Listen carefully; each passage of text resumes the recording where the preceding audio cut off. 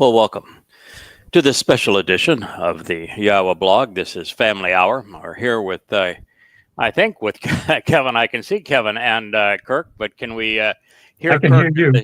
Okay, well, this is good. Okay, good. This is an improvement because now we can hear you. Until just a matter of a moment ago, we didn't know if we were going to have the pleasure of hearing Captain Kirk this evening, but we do have Captain Kirk there on below and Kevin above, and I am your host, Craig Winn.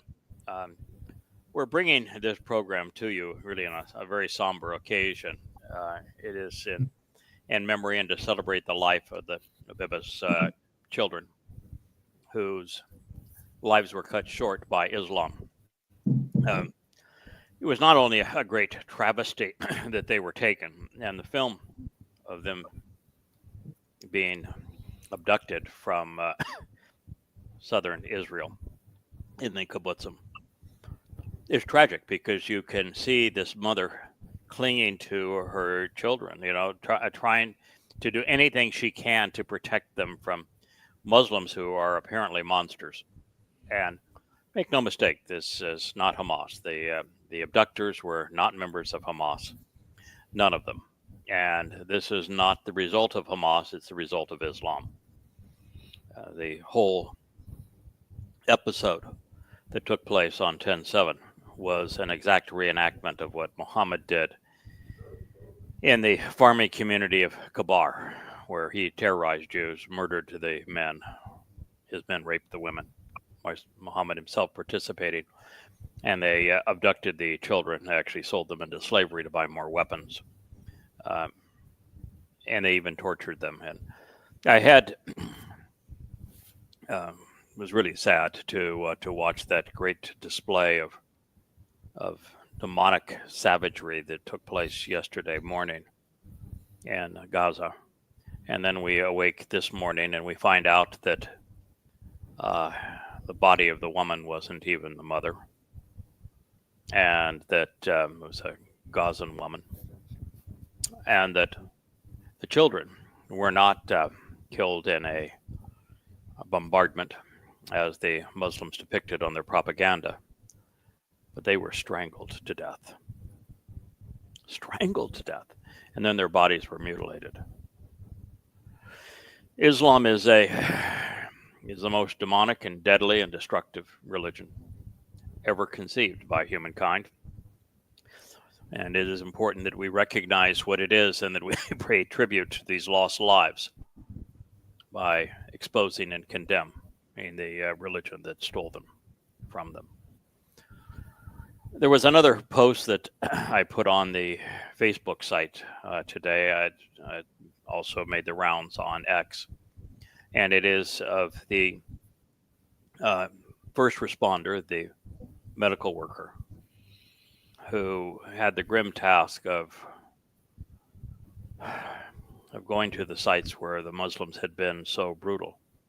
And he spoke of parents, mothers, and fathers being tied hand and foot, and the children being tied the same way, and then the Muslims cutting off their fingers and toes just to be cruel. And when they were finished tormenting them, they gouged out their eyes. And the women that were pregnant, and how they drove knives into their bellies to cut out their fetuses. And how after raping women, they cut off their breasts. And how there were many homes where they tied their Jewish victims together, poured fuel on them, and lit them on fire so they would burn alive. It is the most savage display of demonic behavior the world has probably ever witnessed, and it's a shame that we have gone this long without actually discussing what these Muslims did on this day, or how the world has risen up to celebrate this carnage, with progressives joining the chorus against this deadly and deceitful and destructive and demonic religion. I did 8 hours of programs. You fellows probably know. You may have listened to them, but I did 8 hours of programming between yesterday and today. reading from the Islamic scriptures, Mm-hmm. so that the world would know this was not the first time that Muslims have perpetrated horrors of this savagery. Muhammad did so. He perpetrated genocide against the Jews in Arabia. He murdered all of the men and boys, tortured them to death. Many he cut off their heads while everyone watched. He routinely raped Jewish women, and he sold the children into slavery so that he could buy more weapons to promote his ungodly religion. And he didn't do it just once, he did it 4 times to Jews. The last occasion was Qatsyr, and I shared that story today while I read the Islamic accounts of what happened with the Qatsyr Jews yesterday. And in both cases, they were essentially the same thing that happened in Israel on 10/7. It was not a Hamas plan. It was an Islamic plan. And Israel needs to come to grips with that. It's, at this point, it is likely that Israel is going to take the battle again to Gaza. Now, you can't blame them for wanting to do that. If I had, well, I have watched it. Your first reaction is these people have no right to live. Mm-hmm. And that when you watch the scenes that come out of Gaza where they bring tens of thousands of Muslims to celebrate the death of children that they abducted and murdered, you realize there are no innocent civilians in Gaza. They're all complicit. And it's obvious they're all complicit. But it's also obvious that Israel's year-long war in Gaza did exactly what I said it was going to do. It made more Hamas and Islamic Jihad and just overall Islamic jihadists than it killed. And it turned the world against them. And so doing more of that is not going to produce a different result. So I don't know what to tell Israel other than I gave Israel a 5-part plan that would have worked back on morning of 10/7 and 23, and unfortunately they didn't implement any part of it. And now they find themselves in a really horrible situation. And all I can do is scream as loud as I can scream that the problem is Islam, and stop blaming Hamas, stop blaming Hezbollah, stop blaming Iran,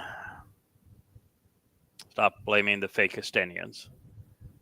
It's strictly Islam. This is not a corruption of Islam. This is not something you can fix about Islam. It's not a perversion of Islam. These are not radical Muslims. This is just Islam as it was lived by Muhammad, as it is manifest in the Quran. And if Israel is going to survive this as unscathed as possible,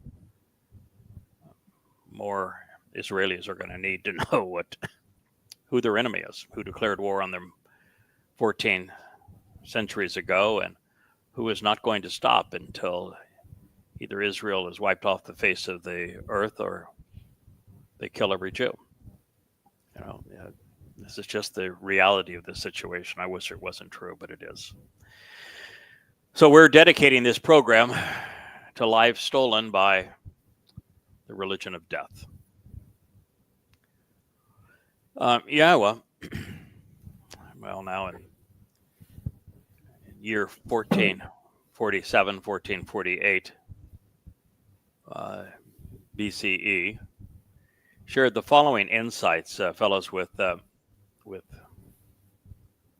Moses. Or it's hard to make a transition after knowing all we have witnessed these last couple of sayings, so I'm going to do my best, but I'm exceedingly somber about what happened and knowing what Israel's options are and how they're likely to respond and making a bad situation worse. It breaks my heart. And so it's hard to talk to them about festival feasts, but nonetheless, that is their best option. So we're going to move ahead. And well, you said that, knowing that Islam is the problem, who's against them, also knowing their father and who loves them is going to help that situation too. So that's it was one of the key aspects of the open letter I wrote to them at War with Religion, is that the only solution to all of this is to acknowledge that Yahweh is God, that He is the Father of the covenant. He is the author of the Moed Mikre. He is the one who approved His Son fulfilling Pesach Matzon Makodim, so that we might all survive this very nasty planet that's going to turn so much worse. So it is about returning to Yahweh, and we're going to talk about that. This was revealed in 1447, 1448 BCE, and so well over 3,400 years ago, Yahweh had a plan, and He wanted His people to know it. And Shemoth names, Exodus 23:18, we read, "It is the bounty of my festival feast. It is an ad bokor. It is an enduring witness come morning, and something to consider forevermore." Of course, the festival feast he's speaking of are the harvest, which would be Bakurim, Shabuah, and Towrah. The initial and best part, he says, the reshith of first fruits, especially firstborn children, of your realm, you should come bringing them, for the family and home of Yahweh your God. Yes, God is in the business of building a family, and firstborn children is the first of three harvests of His children. It was a time when, after Dode had opened the door to life, and after he had taken our guilt and deposited it in Sheol, we were prepared to be part of God's family. We were positioned to be empowered and enriched by Him, and that is precisely what He is saying here, that the purpose of first fruits is for us to come for the family of Yahweh.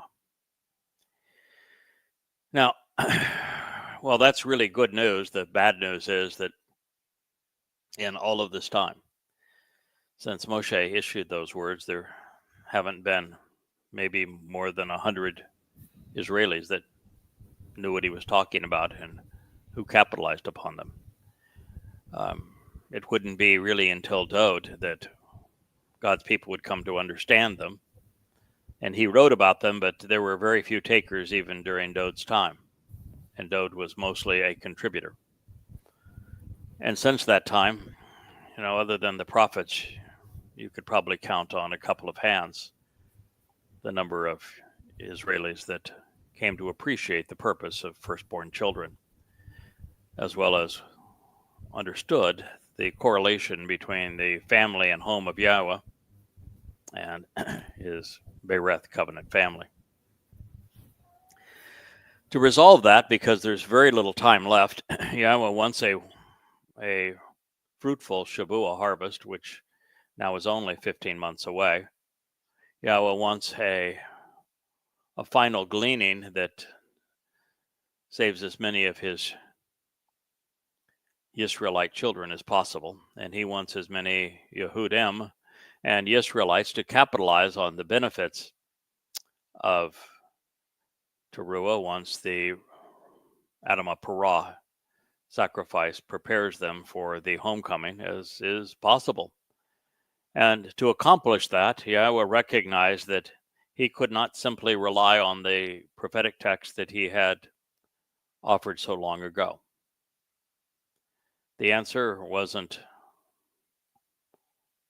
anywhere to be found within Israel. There wasn't a single Yehud who was willing to listen to Him, who could serve as a messenger for Him or for His people.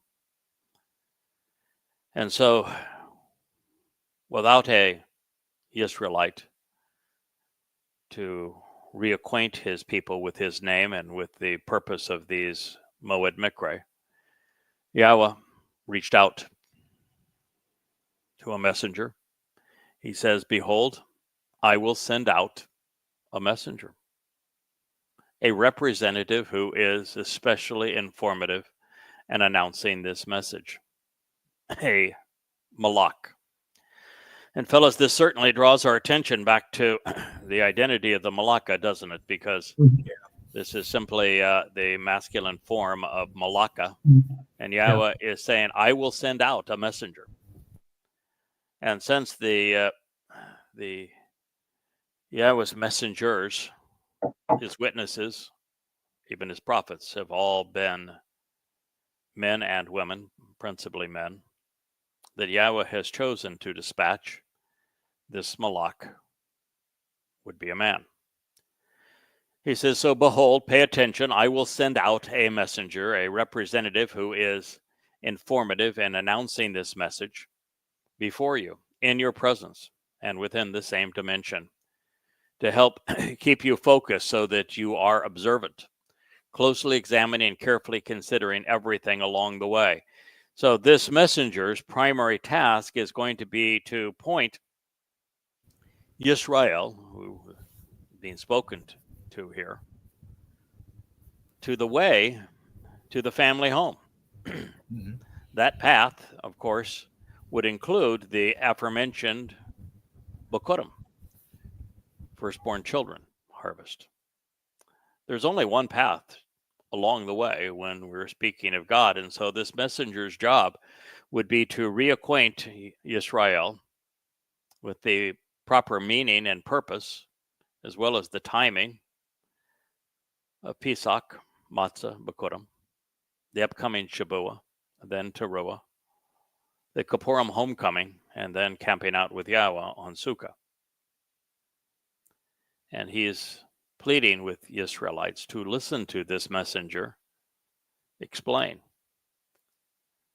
the way so that they can consider everything he has to say about it.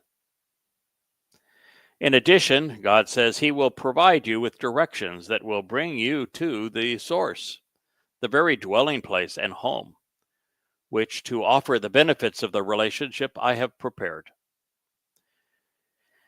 Yahweh has prepared a wide variety of homes, dwelling places for his people. Israel is clearly one of them as the promised land. He prepared Eden previously. He is reshaping the conditions of the entire planet back into what was experienced in Eden. And he has prepared the seventh dimension, his home in Shamaim, for the benefits of this relationship. These are all homes that God has made available to us.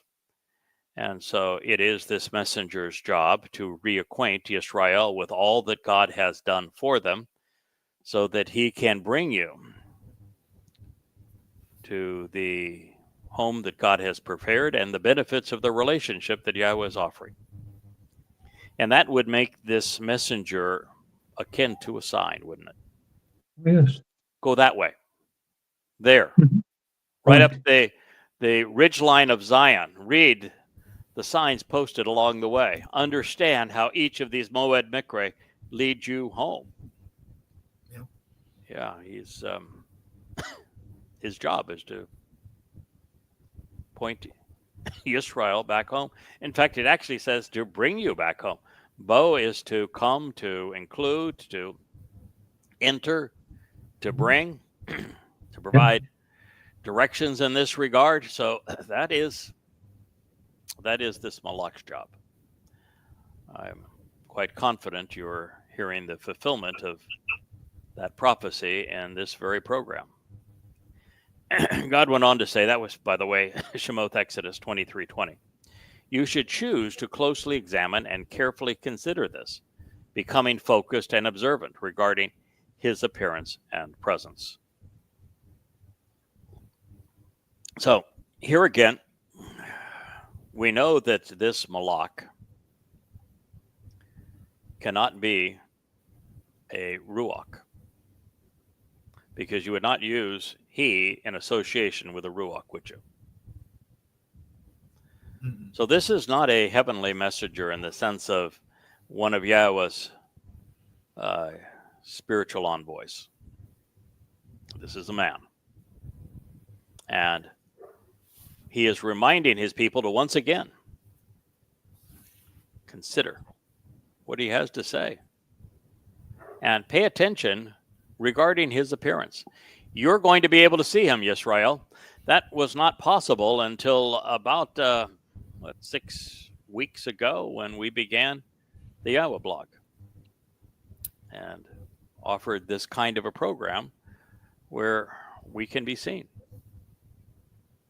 Yahweh knew it, of course, that we would do this 3,400 years ago, and he then initiated the process of us going from anonymous writer and all these 35 books that you see behind me, all of which are offered free at yadayah.com, and transitioning from that to the YAHOWAH blog, where we turn on the lights and the camera and look into it, and you can see exactly who Yahweh has chosen as this messenger to show you the way home. Because Israel, quite frankly, you've forgotten it. Of your own volition, God said, listen. Well, that's the beauty of this medium, isn't it? You can not only observe his appearance, but you can listen too. God obviously knew that this medium would exist 3,400 years ago, and that he would find a messenger through whom he could communicate to his people. And he is fulfilling that prophecy. Of your own volition, listen, Shama, through his cold voice. Do not become rebellious against him. Don't be defiant towards him. Don't be embittered or contentious, neither grieved nor bewildered. This is Mara. This is indicative of the waters of Meribah. It is indicative of the claims that Miriam made that, oh yeah, we too speak for God. This is serious business. God told us in previous statements that we have reviewed as part of this program, in fact, in this very narrative we're sharing with you right now, that we're not to interfere with the work of the Malak at this time, which would be the Ruach within the Choder, enabling this message. And it says, don't be embittered. Don't be contentious with him. Don't be bewildered. Do not become rebellious. Don't become defiant.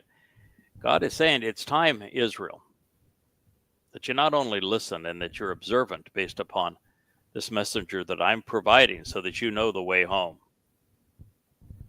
But you've been rebellious too long, and this is not a good time to continue that because you're not going to have another opportunity. Quite frankly, Israel, this is your last chance. Because otherwise, he will not tolerate or endure your rebellion, your revolting defiance and repulsive deviations from the established message. Now, Yahweh made a very bold statement there. He is telling his people that this messenger that he has chosen, that will appear before them, that they can listen to his voice, that not only shouldn't you be rebellious and embittered against, but that he is not going to tolerate any rebellion. Now, why do you think that God would say that he is, because he's talking about a man, he's talking about me. Yes. Why would God say that I would not tolerate or endure any rebellion? There's no time. This is it. We're on a, one for one thing. That's true. There's He's tired of if we're sidetracked, if somebody gets in our way, becomes an obstacle, we at this time should not be distracted, having to move that obstacle away. If somebody decides they're going to form a mother god cult, for example, and take those who were the most active in the, or many of those who were the most active in and supporting this away to do something that is rebellious and revolting, he said he's not going to tolerate it. He's not going to endure it. I think there's more to it, Kirk, than it just being we're out of time. Kevin, do you have a suggestion as to why God would say I was going to go to the why? next line. I mean, it's all about the name for me. I was going to go to the next line. He's not going to tolerate any messing with my personal and proper name integrated in his internal nature. That's what I was. Well, okay. My thought. I think that's true as well. I have maybe I cheated on this answer, but I have, when I'm not trying to create more material for the YAHOWAH blog, I'm actually translating Yahweh's instructions from the Torah as to how he wants us to respond to those who are misleading, to those who are revolting, defiant, they deviate from the way. And Yahweh's instructions are cut and dry. Wow. Total annihilation, total obliteration. We are not to in any way, shape, or form try to understand them, try to tolerate them, accept them, associate near them, pretend that they are part of us. We are to go full tilt and total annihilation of those who are defiant, who have been repulsive, who are rebelling, who are embittered, who are contentious. It is God's way. And he made that very clear to the children of Israel. And so we read this same message from Yahweh regarding Dod, where he says, he's not going to tolerate those who come after him. Anyone who tries to discredit him is in serious trouble. They are not only excluded from the covenant and are at best going to die, that many of them are going to be sent off to Sheol. This is something that is really serious for God. And here is my take on it. Back in the time that God was speaking to his wayward children and during the Exodus, he had chosen a man to speak for him, that he would speak through. His name was Moshe. And he made it really clear that if you were to interfere with that in any way, in fact, if you were to claim that you also spoke for God, that you were expelled from the community and you were considered diseased, and that his advice was to shut up, otherwise you were going to make that transition from your soul dying to it going to Sheol. And that is because there's very few times that God goes to the point where he is overtly communicating through an individual to his people at a time that is essential for them. And this transition from slavery and Mitzrayim and Egypt to the promised land was one of those times. Another of those times is when he anointed David, the second of the three Zeroah, and united all Yisrael, defended all Yisrael, established the capital of Yisrael and Jerusalem, and announced that David would serve to fulfill Pesach, Matzah, and Bakurim, and he was the returning king of forevermore. That was a time that Yahweh said again, a second time, if you decide to be contentious at this time, he's not going to endure that. Be careful. Don't do it. Now it's the third time. And with the third Zeroah, God has picked another individual through whom he is communicating at a time that is essential for his people to know the truth. And any affront to his credibility at this time is devastating for God's people. It means fewer of them will make this transition into the covenant and survive. It means more of them will die. And so God is not the least bit tolerant of this. And when God chose me to do this, I'm sure that he recognized that I would be smart enough to realize that the only intelligent response to God is to do as he asks, to do as he instructs, and to the greatest extent possible, try to emulate his responses to all manner of things. If you read that this is how God wants us to respond and how he responded in a contentious situation, respond the same way. Yeah. You can't go wrong by choosing to model your attitude and responses after Yahweh's or after Moshe's or after Dod's. Oh, yeah. And you can't go wrong listening to what Yahweh instructs and doing it. You can't go wrong telling Yahweh that you will respond favorably to any request he makes. And so Yahweh was aware that I would be as intolerant of embittered contentiousness and of the bewildered as he is. Glad you are. And I think that is the answer. So, we did a series of programs on this most recent rebellion, and there'll be more. And, there were some that says, let's get back on the other subject. But no, this is not God's way. God's way is you don't run from a fight.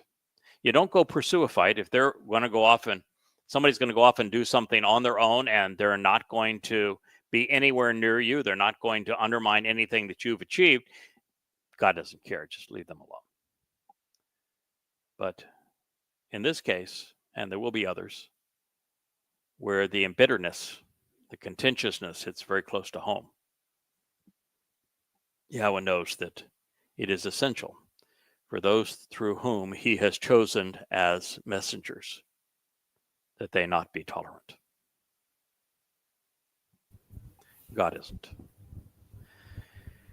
And you're right, Kirk, Kevin, the next line, Exodus 23:21, this is because my personal and proper name is integrated within his inner nature. I am quite certain that you could search all 8 billion people on this planet today and not find anyone where God's personal and proper name was more integrated into their very essence than exists in my situation. Mm-hmm. I reintroduced the proper pronunciation of Yahweh's name to Israel and his people 23 years ago. And I have written now all of these books based upon knowing Yahweh's personal and proper name, or Yada Yahowah, to know Yahweh. It is the first thing we say with this blog is the Yahweh blog. I recognize that when you lead with Yahweh, you turn most Jews off. They don't want to hear that name. And so I suppose you could say I have a choice. The choice is to come at them more softly with G-D or Adonai or Hashem. And working. Come at them in a way that they're accustomed to hearing. Don't be so antagonistic to the rabbinical scum or the leftist progressives. They're defiant and embittered and contentious as well. So that whole thing about being obliterated is, my name is Yahweh, and tell Yehuda my name is Yahweh. I'm pretty sure he'd be okay with that. Well, and I'm pretty sure he would not be okay if I tried to soft pedal it and lured them in with a few million Hashems and some G-Ds and some Adonais. You'd all be out of a job. I would be out of a job. That would be true. I'd be fired. Now, I don't do it to keep the job. No, I know that. I'd be fired. But nonetheless, it is true. I would be fired. God has one and only name, and he made it It's quite Shabbat. clear in the third statement on the first of the two tablets that the negation of his name and the misrepresentation of his name was an unforgivable sin.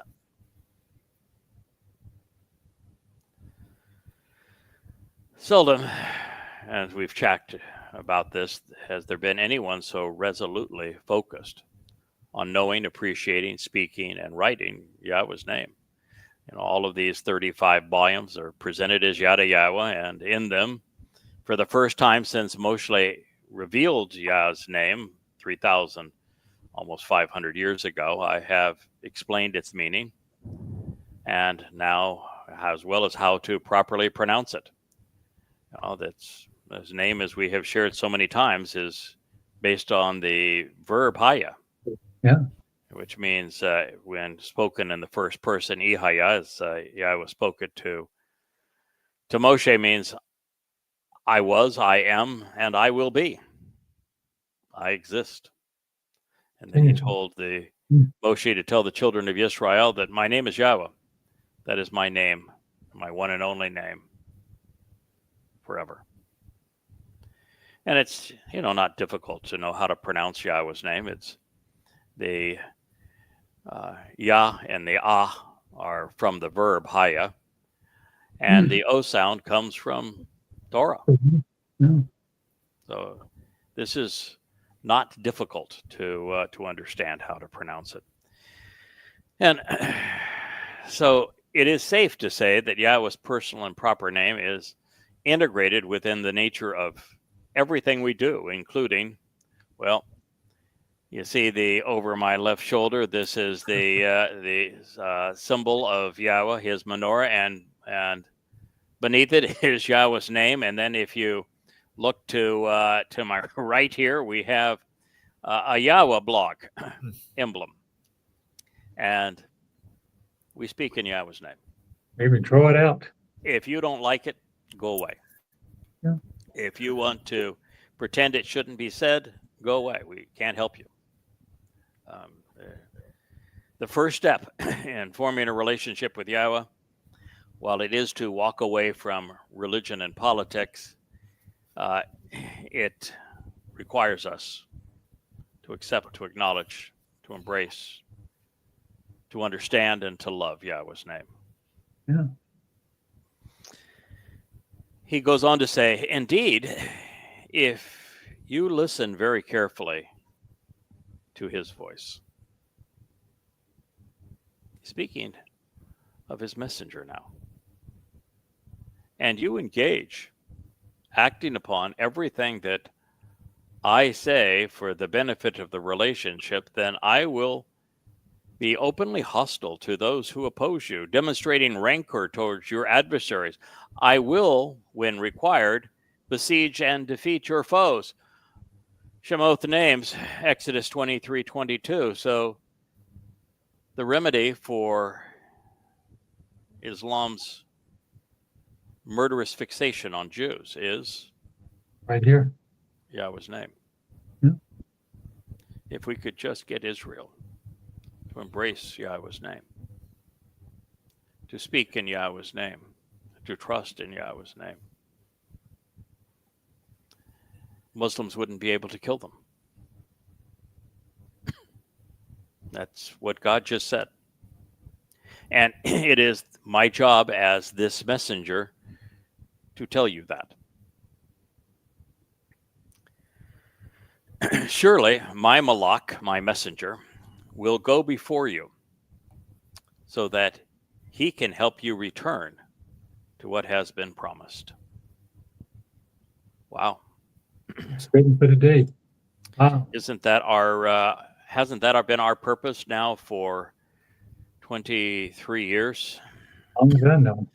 We are here before Israel to help Israel return and embrace and benefit from the promises that Yahweh made to Abraham, Yishak, and Jacob, to Moshe, and to Dod. That is why we're here. We want to help you return. That's why we're called a messenger. That's why Yahweh continues to speak of this voice. He says, then the terrorists, they would be abolished.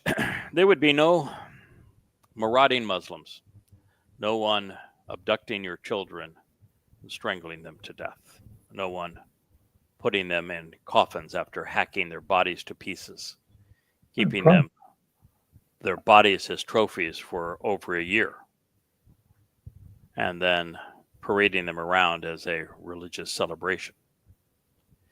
He says, including the Muslims who, the militants, we might as well read Muslims, that's what he's talking about, including the Muslim militants who claim that the country belongs to them and who want to divide it.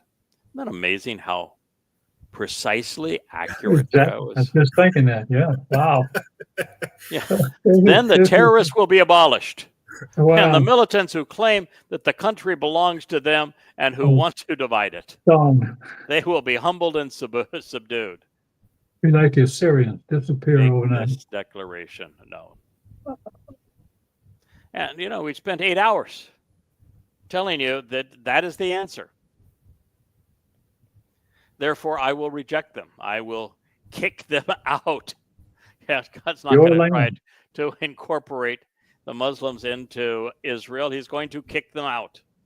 And then I will efface them. That means completely erase them. Just as Jews effaced Yahweh's name, Yahweh is going to efface these Muslim militants, annihilating them, causing them to disappear at that very moment in time.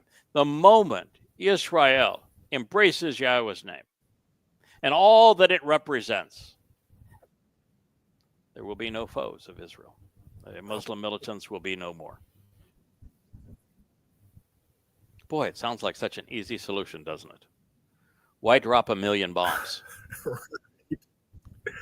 Yeah. Right out of it.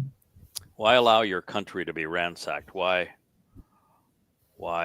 put yourself in a position where the whole world hates you when all you had to do is accept Yahweh's name?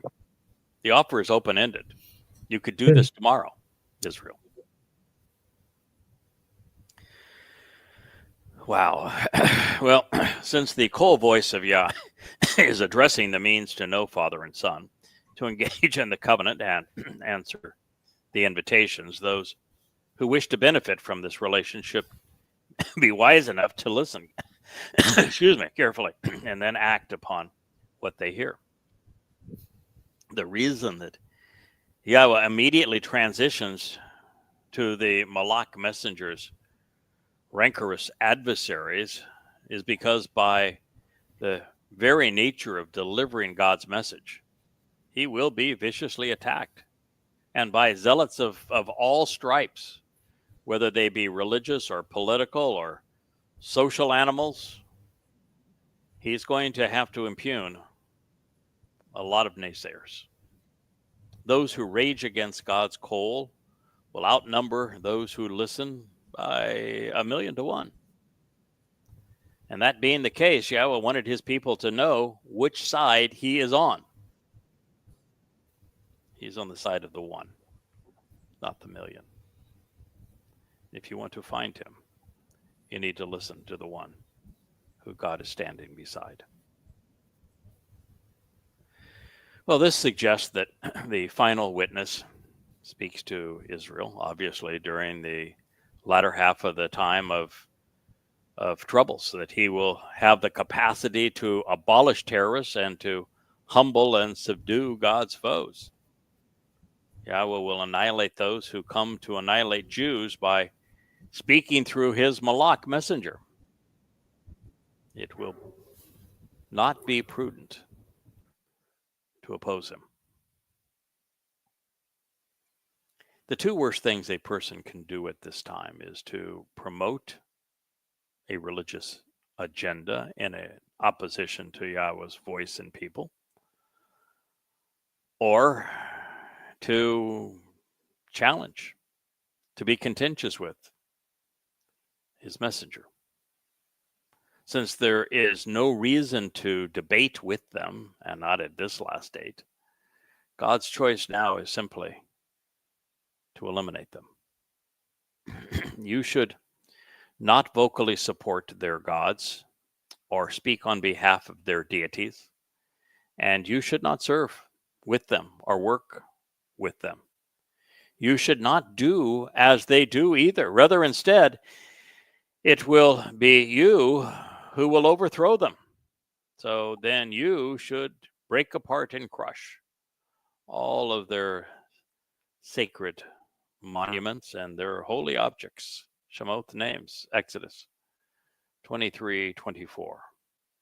When it comes to God presenting his nature, his way, his message to his people, anything that is hostile to it at these particular times, 3 times, God is wholly and completely intolerant.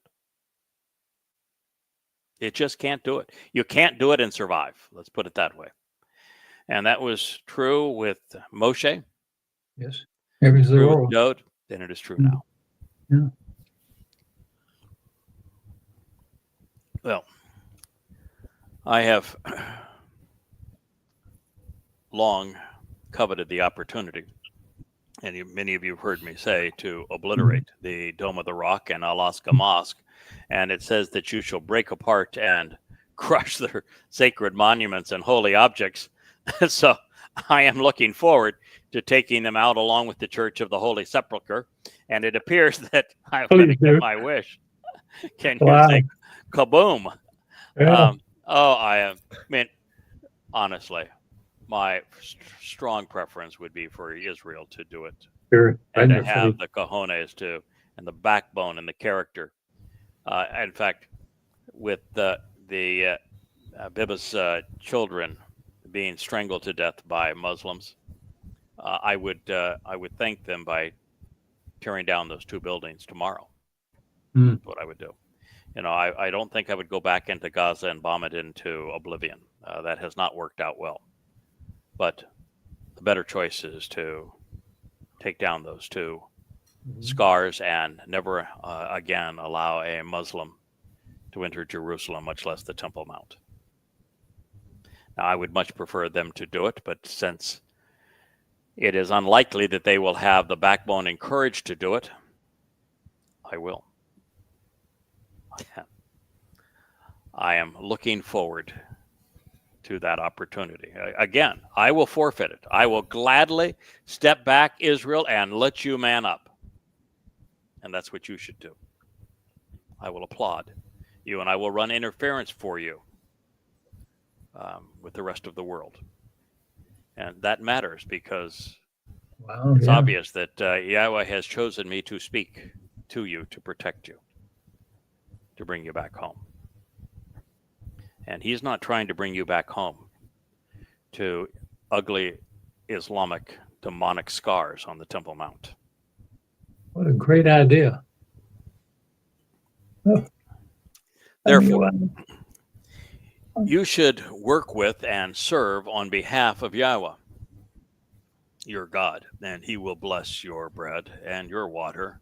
Furthermore, I will remove this sickness from your midst. Well, the sickness that is in their midst, of course, is religion and politics. And Yahweh's going to remove it. Well, in Bakurim, and we reviewed it, we have plotted a new course after considering the 25th statement of the 23rd chapter of Shemoth Exodus, moving on to the presentation of firstborn children and the harvest and kara. So this time, remaining cognizant of the context of the Mikras 3 ingatherings of souls, I think it's time that we venture deeper into the Shemoth instructions.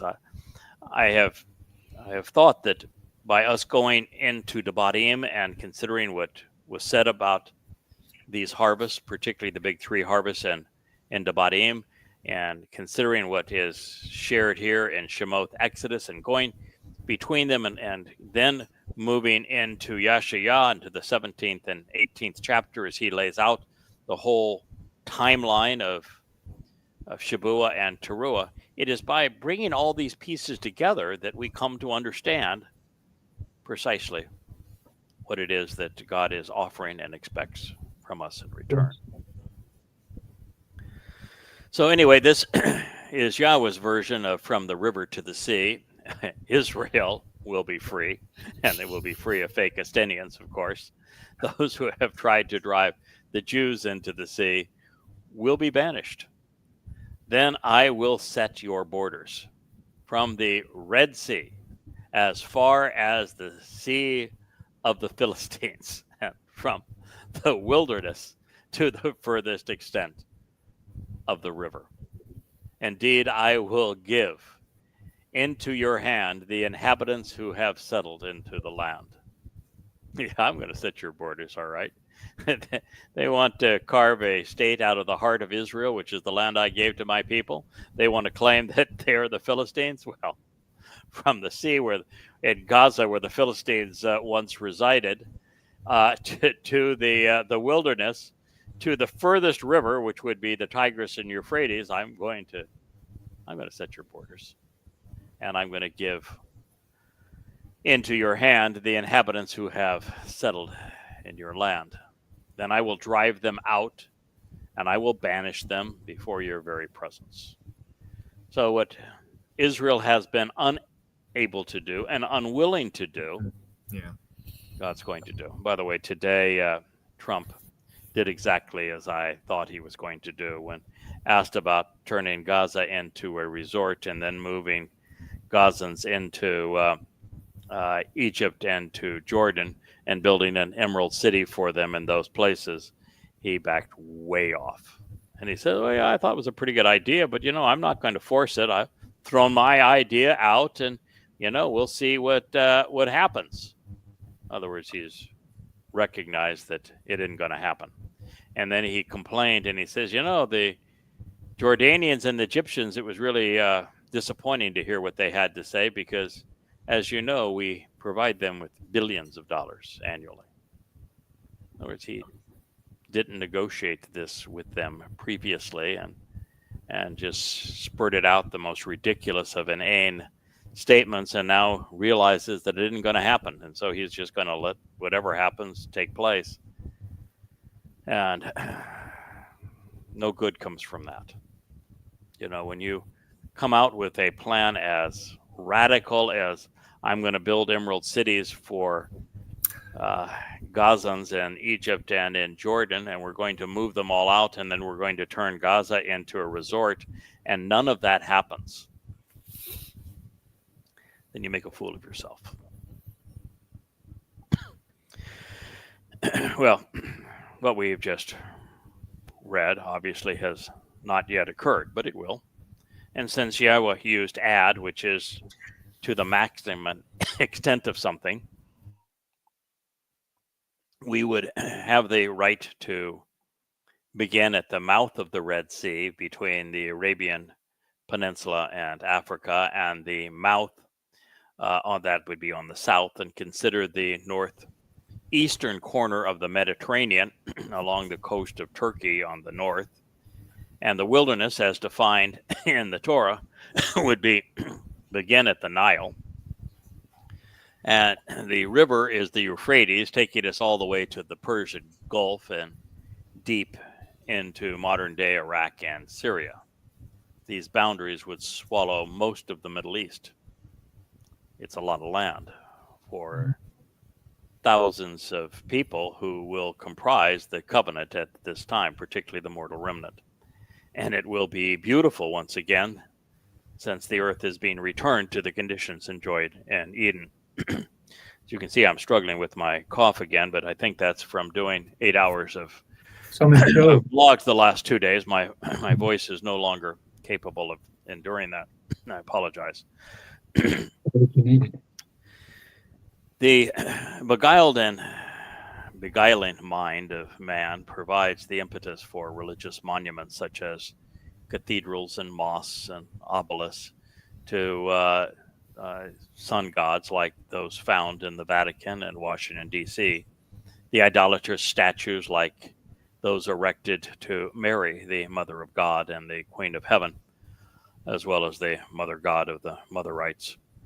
The pagan religious practices such as Lent, weeping for Tammuz, Christmas, New Year's Day, and Ramadan.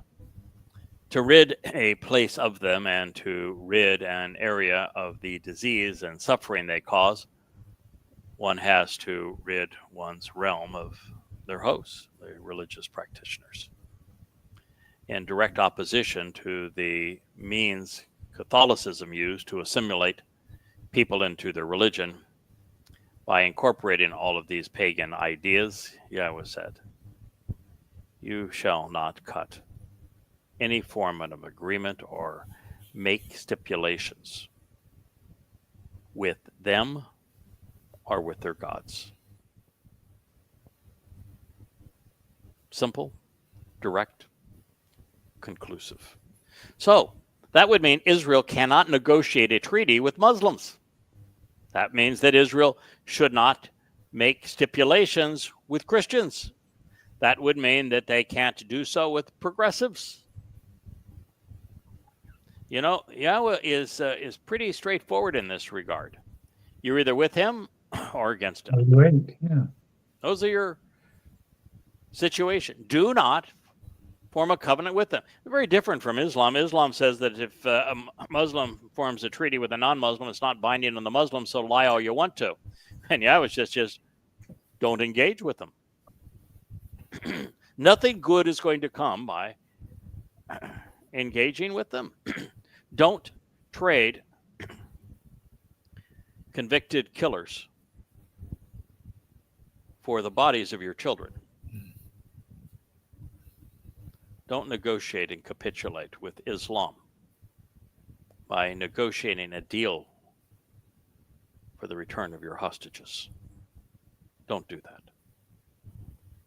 I'm sorry that means that more of them would have died than been liberated, but look at the cost that Israel has paid and the upcoming cost that they will pay for having rewarded the acts of 10:7, which is what they did when they negotiated and offered such terms where thousands of Islamic terrorists were freed who had been rapists and mass murderers to get back innocent hostages. You can't do that, Israel. It was suicidal. God told you not to do it. Don't pretend that you are serving Yahweh, that you're Torah observant, and do such hideous things. So there will be no negotiating with Muslims, no capitulating to the United Nations. The instruction is for there to be no negotiated settlements. And that means that Yahweh is diametrically opposed to the two-state dissolution. And while rabbis inculcated Greek customs and imams, rabbinic traditions, none have been as bold in syncretism as the Roman Catholics, who built their religious empire by incorporating the myths and traditions of the Babylonians, Assyrians, Egyptians, Greeks, and Romans, even the South Americans, allegedly to lure pagans to the church by emulating their traditions. Guadalupe. They are really good at that. Easter, Ishtar Day, with bunnies that lay eggs that are all colorful. Christmas trees celebrated on the first day of winter, the winter solstice. It's 9 months later, of course, after the Mother of God is impregnated by the sun's rays on Ishtar Day. Of course, the son of the sun is born on December 25th. These are all examples of what they have done. The Trinity was Babylonian. Sunday worship, Babylonian. calling the god Lord, Babylonian. Lent and weeping for Tammuz, all Babylonian. And every aspect of Roman Catholicism is pagan. There are but a few examples of the putrid pagan pontifications found in Christian swamps of religious poison. For example, Imperial Rome's and Janus's New Year's Day, also known as the Octave of Christmas and Solemnity of Mary, the Mother of God. The Epiphany is another, St. Valentine's Day, St. Patrick's Day, Lent, Ash Wednesday, Palm Sunday, Easter Sunday, the Feast of the Assumption of the Blessed Virgin Mary, the Nativity of St. John, Halloween, All Saints' Day, the Advent, the Feast of the Immaculate Conception, and Christmas, the Nativity of our Lord. Then there are the borrowed customs of Sunday worship as the Lord's Day, the Eucharist, communion, the sacrifice of the Mass, acknowledging saints, prayers to and for the dead, the Rosary, priestly confession, purgatory, statues and prayers to the Madonna and Child, the cross, the sign of the cross, crucifixions, religious relics and icons, halos, steeples, obelisks, holy water, infant baptism, wax candles, justification by works, indulgences, a monetary tithe, a paid clergy, a clerical hierarchy, a sovereign pontiff, cardinals, celebrate priests as fathers, monks, nuns, and calling a God Lord. On and on it goes. All customs borrowed from a pagan past and incorporated into the most popular religion among humans today. Now you'll notice that not one of Yahowah's 7 invitations to be called out and meet with God made the Christian list. They don't even honor Pentecost, too Jewish, I guess. And then there is the Babylonian Christmas tree and its lights and decorations, the Babylonian Yule log, their circular wreaths, the Santa and Babylonian Easter bunny and the dyed eggs, which are part of the hunt, and the Babylonian Easter ham and the hot cross buns. It just never seems to end. In direct violation of Yahowah's instructions, rabbis have instituted the pagan celebrations of the Babylonian head of the year called Rosh Hashanah, the fast of Siom, Gedolith, Rosh Kaddish, Iyar, Yom HaAzmot, the counting of the Omar, Shimshat Torah, Hanukkah, Tu B'Shavat, Tisha B'Av, Asherah, B'Tevet, the blessings of the month of Tammuz, and of course, Purim, to name a few extracurricular religious holidays. And it should be noticed that on Hebcal, the most popular rabbinical calendar, Matzah, Bikurim, and Towrah aren't even listed. Matzah, Bikurim, and Towrah aren't even listed. Moreover, Shabuah is always set on the wrong day, and Pesach and Kippurim's dates are routinely moved to keep them from falling on a Muslim or Christian holy day, as God has to change his calendars to accommodate the other religions. Well, God's not politically correct. He is not a proponent of multiculturalism. Tolerance is not a divine virtue. Simply stated, the edicts of socialist secular humanists are in direct opposition to Yahowah's instructions. And that is for one very important reason. They should not remain in your land, lest they cause you to miss the way to approach me. This is because if you serve their gods, then indeed it will be an enticing and incapacitating snare for you. Shemot Names 23:33. So, in the land of Israel now, it's called the Holy Land, where the three Abrahamic religions all have their holy places. What's God's view of that? No. Just no. It's simply no. No. There is no negotiation. No Judaism, no Christianity, no Islam. I'll better get out. No nothing. I'm sorry. No, I'm not sorry. No, and I'm not sorry. No. And, if ever religions have caused Jews to miss the way, they are Christianity and Judaism.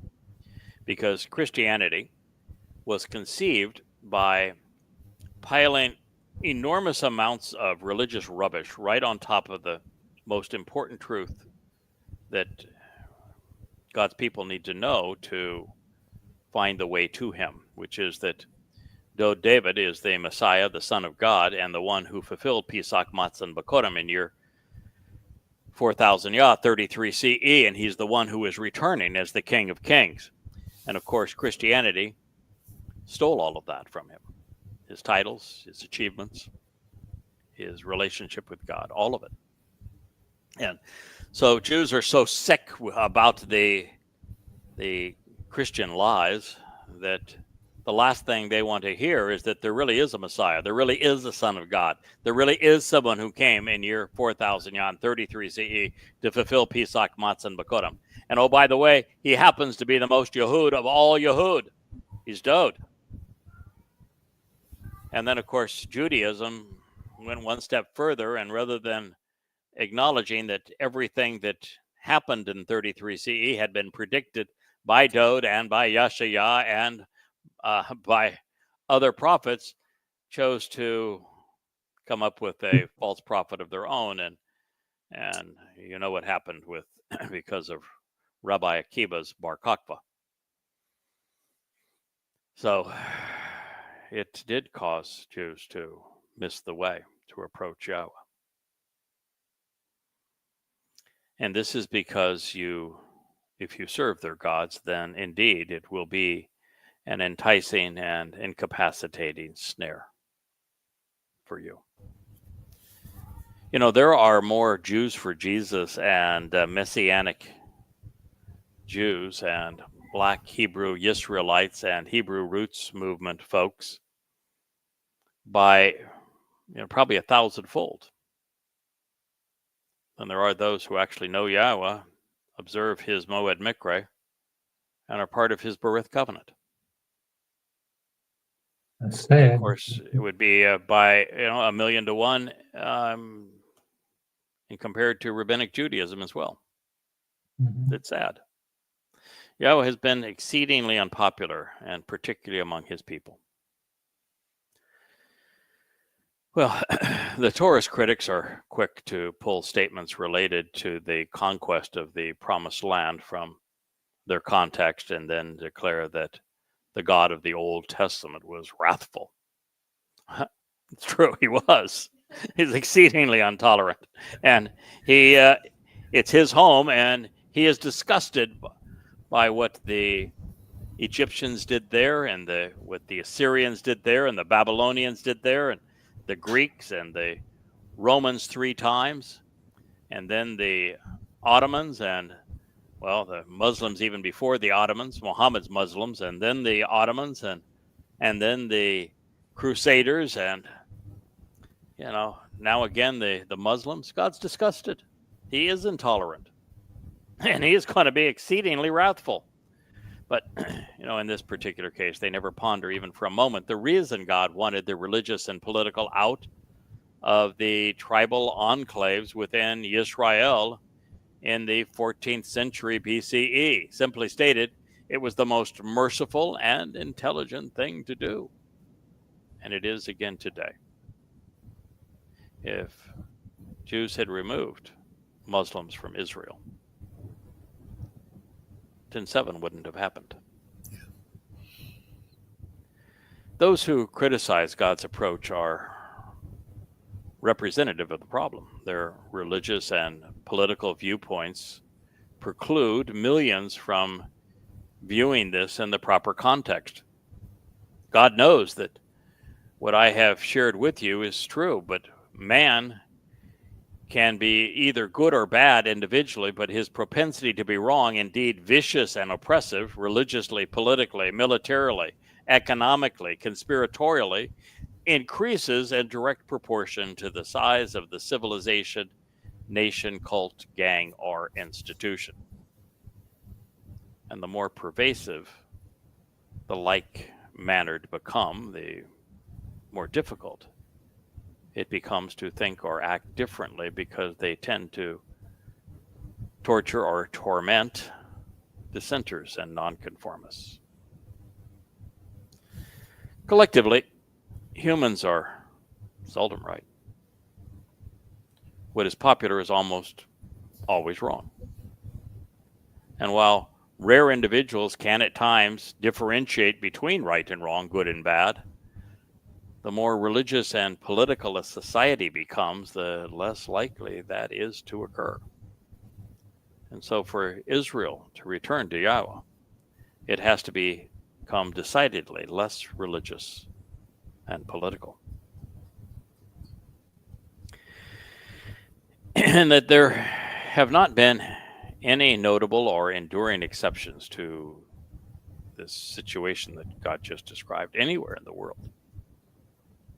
Over the long march of time, Yahweh realized that if the grossly misguided remained, his approach to us would be lost under the noise, under the violence and compulsion of these misguiding human institutions and their influencers.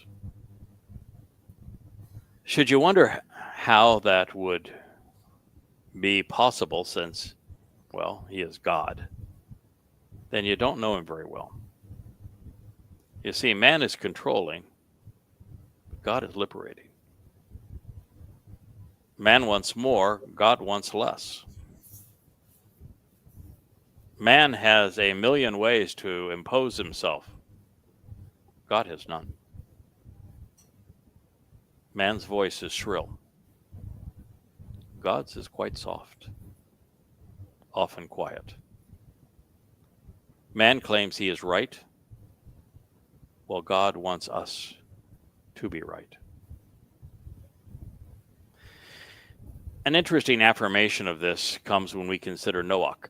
He and his family were the only ones willing to listen to God and to build the ark. And what set them apart is they lived apart from all other men. Now consider Abraham. He left Babylon. And yet, even then, even after he talked with God and interacted with the political and religious leaders of the region, he lost his mind and he lost his backbone. So God didn't reach out to Abraham until he left Babylon. And yet, you know, Abraham found a way to return. Yeah, to playing footsies with the political and religious leaders of the region. It was not conducive to the relationship. Moshe is a wonderful example. He played along and he benefited from the political, religious, economic, and military institutions of ancient Egypt for 40 years while his people were abused in the most horrible ways.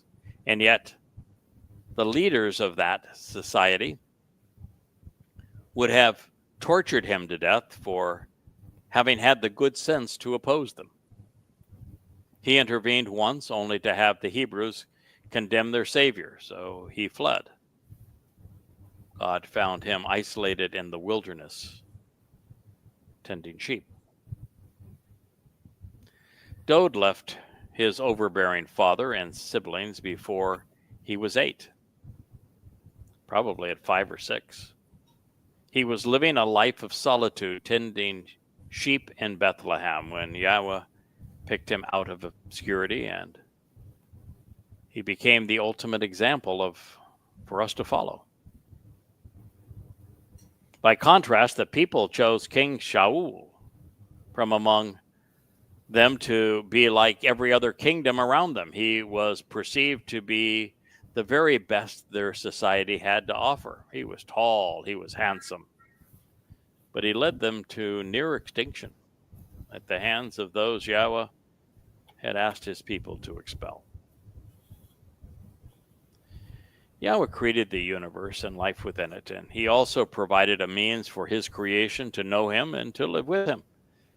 Therefore, the most compassionate, moral, and rational thing to do is to minimize the influence of those who would convolute his message and impose their own, because the more they have access to the ears, the eyes, and the minds of any society, the fewer people there will be that will actually listen to the voice of God. And all who do not listen to the voice of God and act upon what he has to say will die. And so it isn't merciful to tolerate them. It's a guarantee of death. It's why from the time of Malachi to today, there isn't anyone who came to know Yahweh, became part of his covenant, attended his mikveh as they were designed, and has entered Shamaim. Because the world became so political, so religious, so conspiratorial. So Yahweh is asking his people to be intolerant of societies and institutions which are opposed to his message. And of course, his advice is sound. It's akin to asking us to remove rats and fleas infested with the bubonic plague from our homes before we move our children in. Should society accommodate them, they will eventually infect and kill everyone. Consider the Muslims who have fled the hellish conditions inflicted by Islam only to infect Europe and America, even Israel, bringing their religion with them. So, God's unwillingness to accommodate deceitful, destructive, deadly, and damning doctrines it's just not optional. So when God says that his messenger isn't going to tolerate them, it's God who says that's the way it must be. Well, Yahweh does not care what the religious do in their own homes, in their own countries. When it comes to the promised land, when it comes to his messengers, when it comes to Yisrael and his Malach, he is protective. And more than anyone, our Heavenly Father and Creator understands the deadly consequence that occurs when his children are corrupted by societies that are infected with religious schemes. Look what happened to Israel when they were in Babylon. Look what happened to Israel when they were in Egypt. Look what happened to Israel as they were in Europe and came out of it with this godforsaken, heretic strain of Judaism. Israel became the best and worst example. They allowed the misguided to live in their midst. They accommodated their gods and their politics, and then they did something far worse. They created the world's most popular gods and religions by corrupting Yahweh's message. Rabbis created Judaism. Rabbis created Christianity. Rabbis created Islam. And to a large extent, Jews are responsible for progressive politics and socialism. They've been busy little beavers. Maybe that's why they wear weasel hats. It was Shaul who became Paul. He was a Benjamite, and he authored Christianity's New Testament. He was the first one actually to refer to himself in writing as a rabbi. Yeah. And he did so by twisting the Torah and prophets to promote the counterfeit of Jesus Christ as the Messiah and the Son of God. It is the world's most popular religion. And understand, had Shaul, who became Paul, not been trained by rabbis, he would never have been able to write his 14 letters and to pull off this fraud. It is only from the knowledge he gained as a rabbi in training that put him in a position to create a false Messiah and crude counterfeit of doubt. And of course, in Yathrib, had rabbis not sold Muhammad readings from their Talmud, the Quran wouldn't exist, Islam wouldn't exist, you would never have heard of it.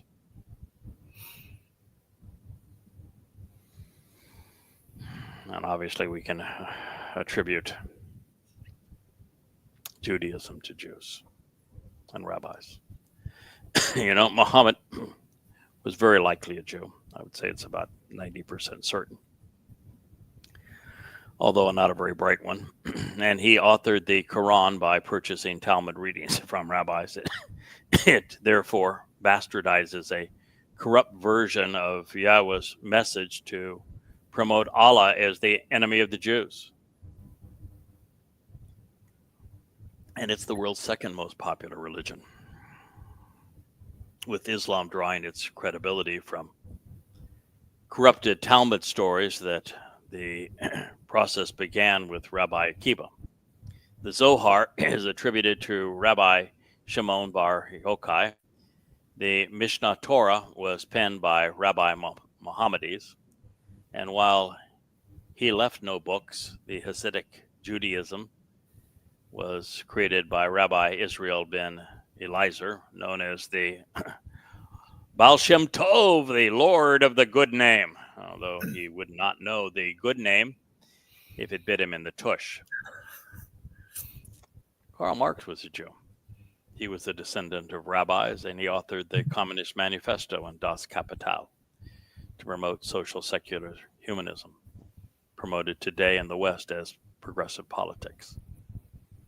With his co-conspirators, Trotsky, Litsky, and Lenin, who were also Jews, and they created a religion that worships men as gods by calling religion the opiate of the masses.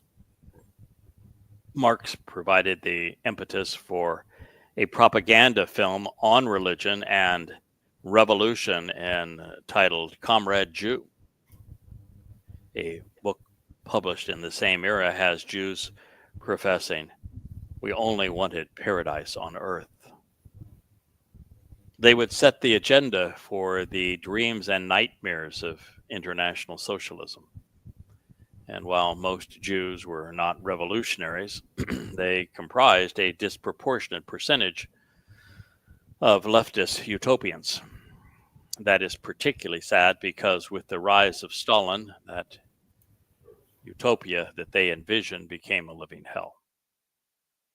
Well, so did their invention of Christianity. So did their invention of Islam. And so did their invention of Hasidic Judaism. Today, those who side with Muslims to condemn Jews under the moniker of progressive libertards, especially in academia and the media, have become Israel's most ardent and vocal foes.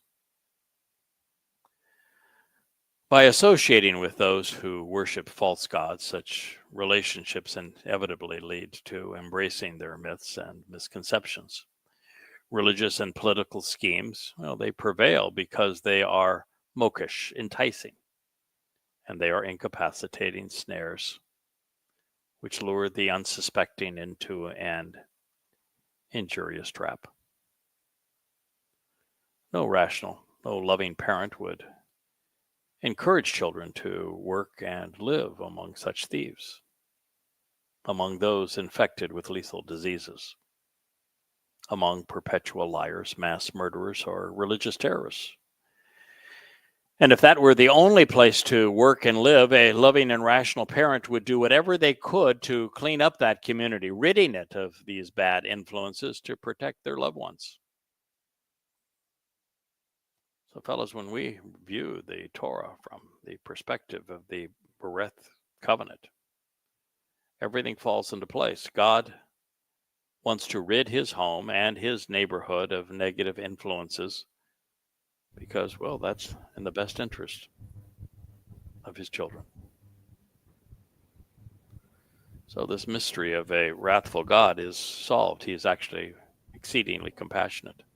I had the opportunity to reprise my position on hate as a virtue the last couple of days. And it is true that until we learn who to hate, what to hate, why to hate, and how to hate, we can't be compassionate. We can't be loving. We can't be moral or just. And this is Yahowah's point of view. Yeah. You know, if after witnessing what happened on 10/7 and then how Muslims celebrated the death of babies yesterday doesn't cause you to despise Islam, then you simply aren't, you aren't moral. You may not even be human. Not in the sense of being a person with an Islamic conscience.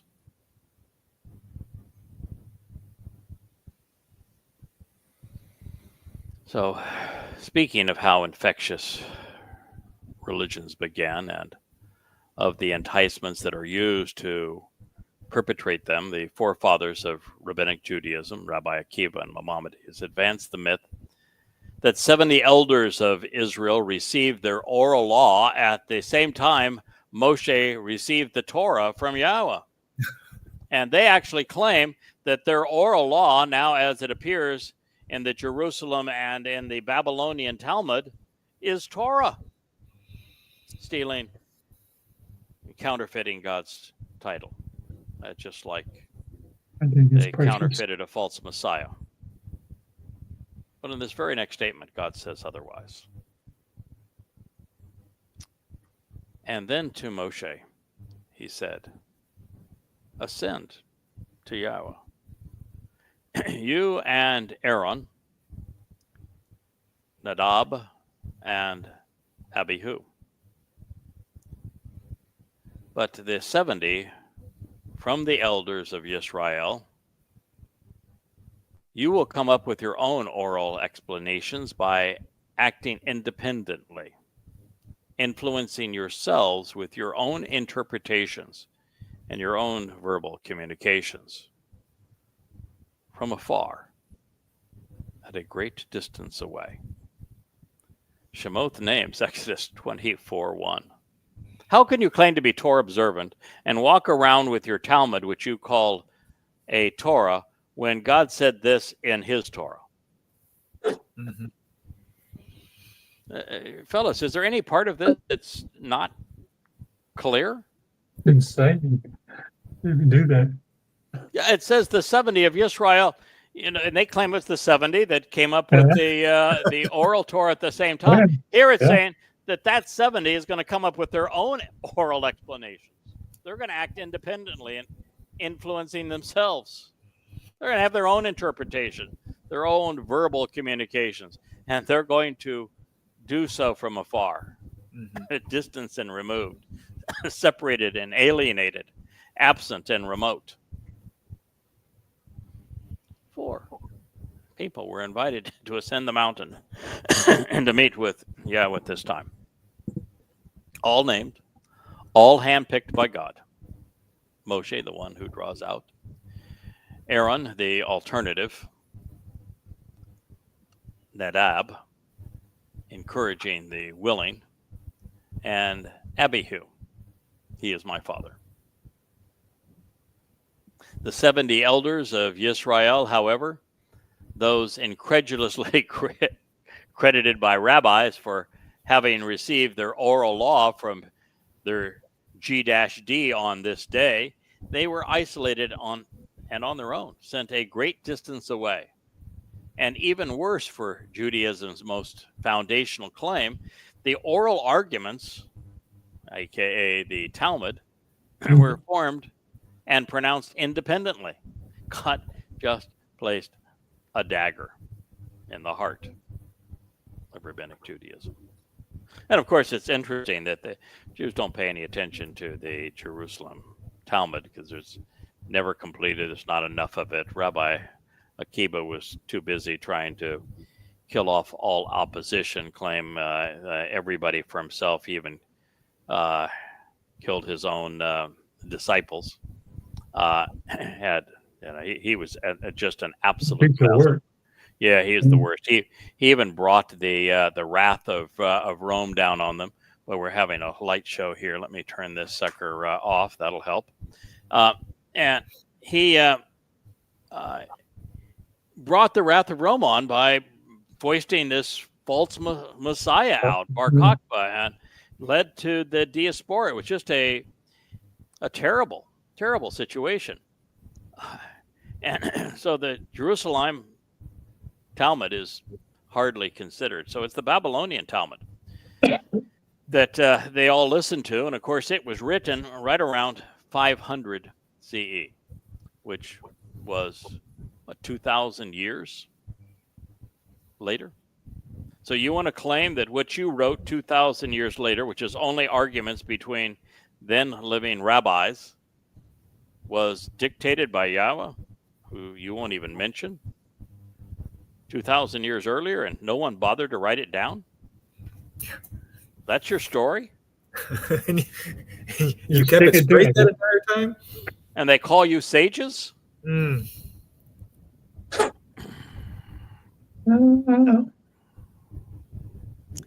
Yes, the 70 elders were isolated on their own. They were sent a great distance away. And worse for Judaism's foundational claim, their arguments, their Talmud, was formed and created independently.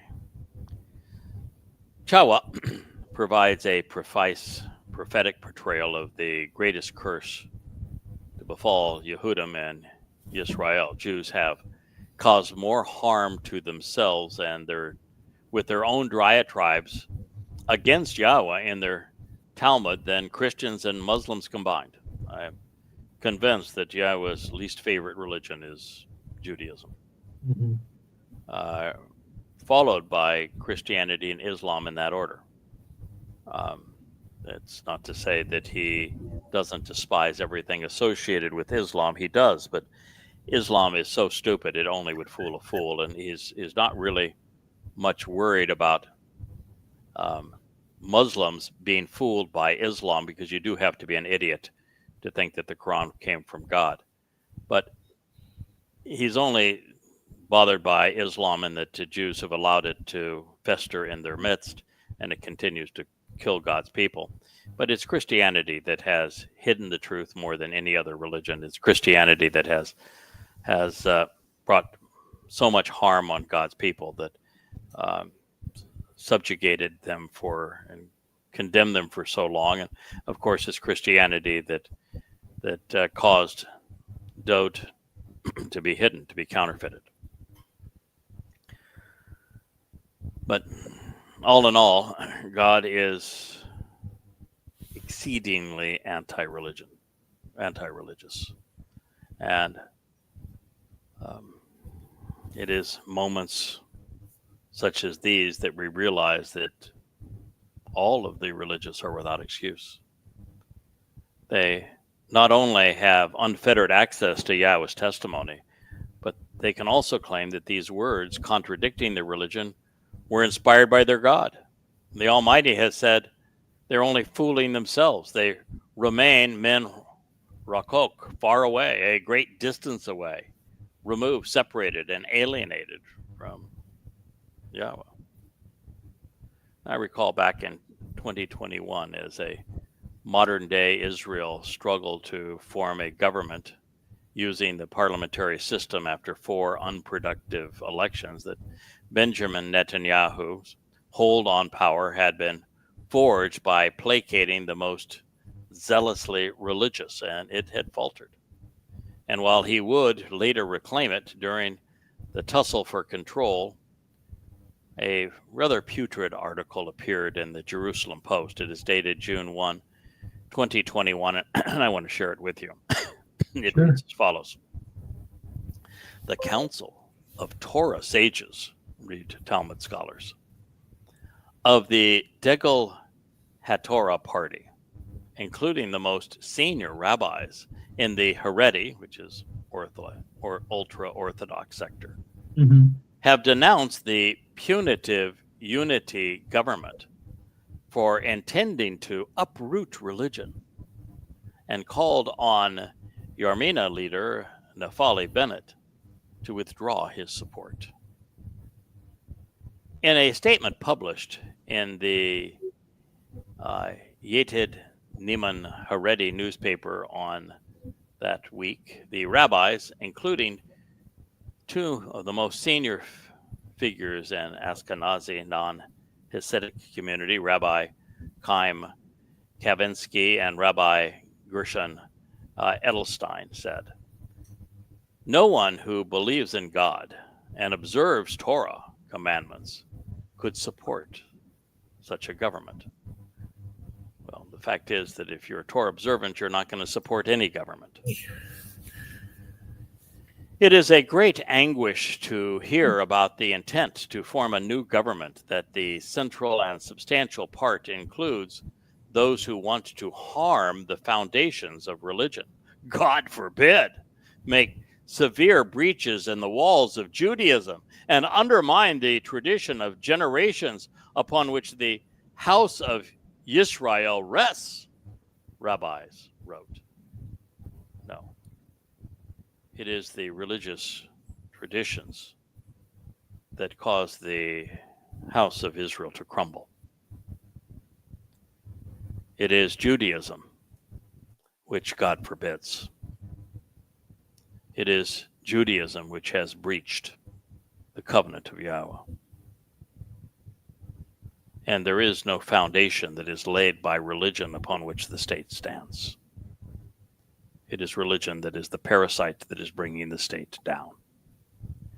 The council noted specifically that it was extremely concerned over reforms a unity government would enact to the Haredi education system, read religious indoctrination, which is funded by the state, in which many schools do not teach core curriculum subjects as well as Shabbat observance and Jewish status issues, likely in reference to conversion. You know, the Haredi schools don't teach math. They don't teach science. They don't even teach English. Mm-hmm. And they mostly speak Yiddish. Astonishment is increased and the pain is great over the desecration of God's name. God damn these pieces of crap. They haven't said God's name in 2,000 years. How could you desecrate a name that you have already erased? Astonishment is increased and pain is great over the desecration of God's name, for which they abhor. I mean, it's just disgusting how lost rabbis are. When those who stand as a central bias for the establishment of a government such as this are members of the faction called Yemeni, who declare themselves to be and present themselves as Jews who believe in God and observe the Torah and mitzvot. Read the oral law and the religious edicts. The rabbis continued. This would be an act of defiance of heaven and a bitter and severe inequity. Yeah, you either capitulate to their nonsense or you're an enemy. But I can tell you for certain that the opposite of what they just said is true. We call on all Jews who believe in God. Why would you believe in God whose name you won't even say, whose Torah you have covered over with your Talmud, whose religious edicts pay no attention to what Yahweh actually said? Don't celebrate his Moed Mikre, but you celebrate your own holidays. You don't even have a clue what his covenant represents. You have completely denounced everything his son represents and has achieved. And you would say you want to believe in God? Why would you believe in God when he can be known? Exactly. Who defines themselves as a guardian of tradition? God hates the tradition of men. Certainly as someone who observes the Torah, they don't observe the Torah, they observe the Talmud and the commandments. God doesn't have any commandments, he has instructions to recant their intention and not allow an act that would uproot religion and harm the foundations of Jewish law. Well, there is no Jewish law, but there is rabbinic law. And the only way that you're ever going to resolve the mess that Israel is in now is to uproot religion. And if you can't uproot religion from Israel, then at least uproot it from yourself. Because God is intolerant of religion. The single most repetitive theme throughout the Torah and prophets is goddamn religion. He hates it, and there's no religion that God hates more than Judaism. It is the dominant theme throughout the Torah and prophets. Appallingly, this is an accurate depiction of just how lost, how estranged from Yahweh and the Torah of Yahweh the religious have become in Israel. They actually believe God favors their stance when he despises them. But at least they got one part right. Diminishing the overreaching rabbinical control over people's lives and the religious imposition of their political system will harm the foundations of Jewish law. It will have just the opposite effect, however, in heaven, where Yahweh encourages the release of his people from religious bondage. So the conclusion is, Yahweh's Torah leads to the familial covenant relationship with God, and religious traditions lead to alienation and separation from God. Those who are with Yahweh are seen as upright, standing side by side with their Creator. Those who are alien to God are depicted bowing down before him in judgment. The word is the way, and without it, no one can approach Yah. This should be our last statement for this evening, gentlemen. Then Moshe alone, he approached and was personally present, himself moving towards Yahweh. But the others, they did not approach, and they were not present.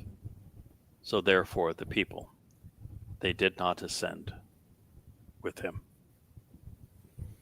It all gets back to the same thing, doesn't it? Yahweh picks one man, and he communicates through him.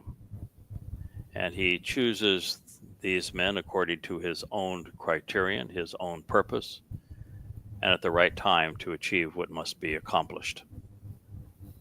In this case, there was one man, which is why when Miriam and Aaron came and said, don't we also speak for God? And God had a conniption fit. Yeah. Yeah. No. Hell no. Hell no. And go over there and shut up, and just to prove the point, here's some leprosy. That makes the point to me. No, rabbis, you do not speak for God. Moshe spoke for God. Dode spoke for God. I now speak for God. I know you don't like it, but you've never liked Yahweh's choices. Why would anything be different now? In Israel, this is why this whole section of Shemot, the names, Exodus 23 and 24, was punctuated with Yahweh's constant reminder, I sent forth a messenger. I'm providing a voice. Listen, pay attention, be observant. Don't be rebellious against him. Listen to what he has to say and respond. And in this case, it was the same. Moshe alone approached and was present, moving towards Yahweh. But the others, no, they were not present. You know, when Yahweh told Moshe, he said, listen, I want all Israel to know that I have chosen to speak through you, and that everything that you're conveying has come from me. So I want you to clean them all up. This is very much like they'll be all cleaned up with the sacrifice of the animal parah here in 8.5 years. Clean them all up. I'll give you 3 days to get them all prepared. Then I'm going to descend, and I'm going to stand with you, and I'm going to declare that I, as Yahweh, the creator God of the universe, am the one who is communicating this Torah guidance through you. And he did. And what did the Israelites say? Go away. Don't talk to me again. Yeah. We don't want to hear your voice. Had to be the dumbest response of all time. And what was God's response to them? Said, okay, I'll talk through a man. Yeah, he said, I get it. That's fine with me. I can go along with that. You guys Don't are not like fun to be. any- You guys are miserable anyway. You've been miserable right from the beginning. So trust I me. like Moshe. I'm No fine sweat. through Yeah. Moshe, and I'll pick the people that I choose to speak through from this point on, because the last thing I want to be is down here with you, because quite frankly, you're miserable. And so that's the way it's been ever since. So Israel, now you're being told to listen to the voice that is coming to you through this program. And Please do. yeah, God's saying, you better listen. You better pay attention. You don't have many tomorrows left to get this right. And just as 10:7 was murderous, the next attack is going to be far more gruesome. The prophet Yoel says it's going to be unlike anything that the world has ever seen before, more atrocious and deadly than anything the world has ever experienced, worse than the Holocaust. And the prophet Yeshaya concurs, saying exactly the same thing. And so you not only don't have many chances left, you're going to be a miracle if you're one of the few that survived to the end. So you don't have much time to get this message right. The time of Jacob's troubles, well, the birth pangs began on 10:7 of 23, exactly 10 years to the date that Yah was going to reestablish Eden on earth, on 10:7 of 33. But the time of Jacob's troubles began in earnest on a Shabbat, the Shavua harvest of May 22nd of 2026, 7 years before Yahweh's return with the Messiah Dode. And his advice to you is to be guided to the Shavua harvest so that you don't have to endure this. Fellas, I know that just one last thing before we close. Mhm. Kirk even wrote me an email on it to say there's a lot of discussion and some people are confused over the Great Eight, if you will. The 8 individuals that Yahweh said will be a team working in support of Yisrael in these last days to call God's people home. And it's a very unusual list. It begins by saying a son or a daughter. So these will be Israelites, a man and a woman. And then it has a male and a female co-worker, likely not Israelites. That and the woman, it says particularly that she's one that will measure up. We're told there will be a uniter, and we're told that there will be a sojourner, somebody who has been devoted to traveling on this journey with Yehudim for this purpose. And then we're told there will be a fatherless orphan and a husbandless widow. Those are, of course, very symbolic terms. And those will be the 8 that support the work of the Towrah leading up to the midpoint of the time of Jacob's troubles, where we will all ascend Mount Moriah and speak to God's people. And there's every likelihood they'll continue past then.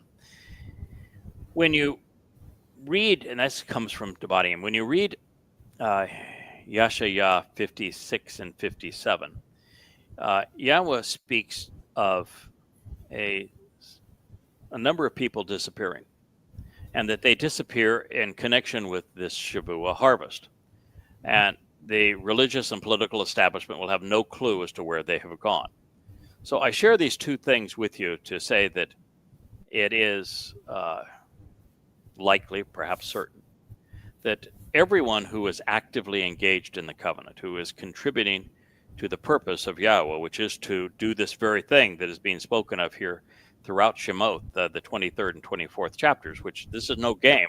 Our purpose is business. We are here to call Yahweh's people home. Yes, sir. And you know that's just the job. If you don't like the job, go away. And we're going to do the job according to Yahweh's instructions. And we're happy to do this job. That Yahweh is withdrawing all of us. And I can't tell you if he is withdrawing all but myself and this great 8, if you will, for an hour, a week, a month, a year. It doesn't really even matter. And I've had a long conversation with Yahweh actually on this, and I never asked him how long, because how long was meaningless to me. It's timeless, isn't it? Because when you're in the 7th dimension, time is a fairly different experience of time. And Sure. plus the fact, the shorter the time, so long as there is some time, is the better, because we can get back to the work. This is an important job. We want to get this job done well. You know, we have all eternity to vacation. Harvest our work. We want to work the harvest. Yes, sir. And so Yahweh, actually in one of these conversations, even asked, he says, do you want to choose the 8 that will re-engage with you? And I said, no, I don't want to do that for several reasons. One is, this is no sweet deal here, guys. You know, you're in Shamayim. All of the burdens of the world are gone. You're a 7-dimensional creature, completely liberated. You don't have to put up with all of the muck of the naysayers. There's no religion. There's no politics. There's none of this stuff to battle. You know, there's no Jews being massacred, no babies sent home in coffins while the murderers celebrate. There's none of that. To leave that and to come back to be here, it's probably all the way through that 7 years in support of what will be this mission that Yahweh wants to accomplish with me, and then it's Elia and myself. This is no vacation, I want to tell you. This is tough duty. And so it's only volunteers, and Yahweh's obviously going to want to pick men and women, and there's both, that have skill sets that he wants to use, like Moshe had skill sets. Dode had skill sets. He picks people that have aptitudes that he wants to use. And so my deal was, listen, I'm not going to volunteer people because, man, you got to volunteer for this job. You got to want to do it. And second of all, wouldn't it be terrible to go back and have the wrong team and there was something that needed to be accomplished and you got nobody? On you, huh? Yeah. Yeah. You know, as we found out from my experience in social media, I'm a slow learner when it comes to some of this new stuff. Well, I think I've done okay in the video blogs, but, you know, no, I don't want to be responsible for choosing the team. And, you know, there's certain people I'd really hope that are part of it because I really enjoy their company. But, you know, again, this is a job.